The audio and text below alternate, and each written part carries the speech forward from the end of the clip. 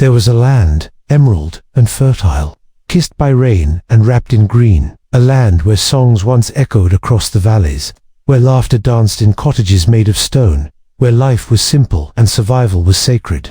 This land was Ireland, but beneath that beauty, there was silence, a silence that had grown heavier over centuries, because this was not a free land. It was ruled by an empire that owned the land, the law, the life.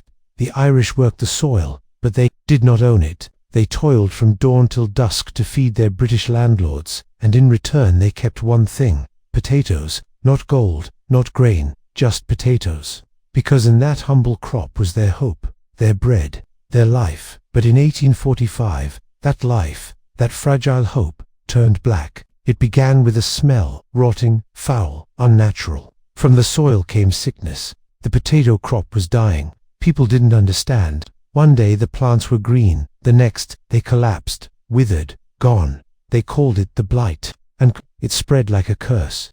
By winter, the fields were empty, the barns were silent, and the people were hungry. But the real horror had just begun, because while the Irish starved, the empire stayed silent. Ships left Irish ports every day, loaded with grain, butter, and meat, enough to feed the dying. But those ships sailed to England. The people begged, but the law said, no aid without work. And so they dug roads to nowhere, broke stones, for hours, collapsed from hunger, and were told they were lazy. Mothers watched their children die, one by one, bones pressing through skin, eyes hollow, crying without tears, because even the tears were gone. Bodies lined the roadsides, buried in shallow pits, no names, no crosses, just silence. But still the empire said, Ireland must help itself. They called it a natural disaster, a punishment, even God's will. But the truth was darker. There was food, there was aid, but it was locked away, behind laws, behind greed, behind indifference. In London, they debated, they argued over budgets, over policies, over taxes, while in Ireland, babies died in silence. Some said, let them perish. One called it a blessing in disguise, a way to remove the poor. This was not just famine, it was abandonment. And for the Irish, it became something else, a word etched in their bones, a wound passed down through generations. An Gorta Mór, the great hunger. And this was just the beginning. In 1846, the year hope died, the blight returned, worse, stronger, crueler.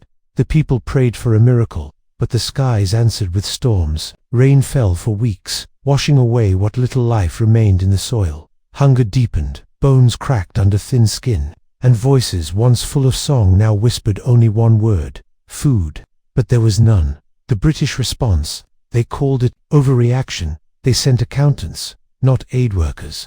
They shut down soup kitchens, claimed the people were becoming dependent. They believed the poor were lazy, so they sent them to the workhouses. But the workhouses were no refuge. They were cages, families torn apart, men in one wing, women in another, children in silence. Inside, diseases bloomed: typhus, cholera, dysentery. Death had many names, and when the bodies piled too high, they buried them behind the walls in secret graves. No prayers, no goodbyes. Then came 1847, Black 47, the worst year of all. More than 400,000 died in 1 year. Every village had a grave, every cottage a ghost. People wandered the roads, barefoot, drenched, eyes blank. Some clawed at the dirt, eating grass, tree bark, even stray dogs, until they dropped. Carts rolled through villages every morning, not with bread, but with bodies. The empire still watched, still shipped Irish grain abroad, still refused free aid, still spoke of economics, and still called it a tragedy, not a crime. So the people ran. They left by the thousands by sea, but the sea was no safer. They boarded what they called coffin ships, overcrowded, rotten. No doctors, no food. Many never reached the other side. They died mid-ocean and were thrown overboard into the cold Atlantic. Those who survived landed in Canada, in America, but they carried the wounds with them, in their bones, in their blood, in their memory. They were called dirty Irish, mocked, shunned, but they built, they worked, they remembered, and they never forgave. Back home, Ireland was broken, entire counties emptied, villages erased from maps. The population fell by nearly half, not because of nature, but because of neglect and the empire. They never apologized, never paid, never mourned, just moved on. But Ireland did not forget. Every story, every grave, every hungry child still whispers through the wind, still cries out, "We were starved," while the world watched. By 1850, the famine had slowed, but it had not ended. Not in the fields, not in the homes, not in the hearts. People still died, but now quietly, as if even death had grown tired. The fields never truly recovered. The blight came back, season after season, a shadow that refused to lift. But it wasn't the disease that had destroyed Ireland. It was the silence, the indifference, the cold weight of empire. By 1851, the census revealed the horror. 2 million missing, 1 million dead, 1 million gone. And those who remained were not the same. Entire families wiped out.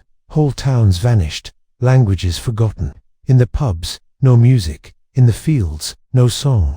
In the homes, no joy, just silence. And yet, the empire never said a word. No apology, no regret, no justice, just history. But Ireland did not forget. They built monuments, not just of stone, but of memory, of stories whispered to children, of songs sung through, tears of poems carved from pain. The survivors carried their sorrow like a torch and passed it on to sons, to daughters, 2 generations unborn. And that sorrow became something else. It became resistance, because hunger taught them a truth, that silence kills, that justice must be demanded, and freedom must be earned. The Great Hunger changed everything. It changed how Ireland saw itself, and how it saw Britain. No longer as ruler, but as tyrant. From famine came rebellion. From starvation came identity. From pain came power. And the world finally began to listen. Memorials rose in America, in Canada, in Australia. Wherever the Irish fled, they planted truth. And today, when the wind moves through Irish grass, you can still hear them, the whispers of the lost, the children of the famine. They speak in silence, they cry in rain, they live in memory. Because the famine was not just a tragedy, it was a wound, and wounds do not forget. So remember this, Ireland did not die. It rose scarred but unbroken, weakened but defiant. And to this day, it sings, for those who were silenced. This was not just the story of hunger, it was the story of betrayal, of survival, of memory, and of a nation that refused to disappear.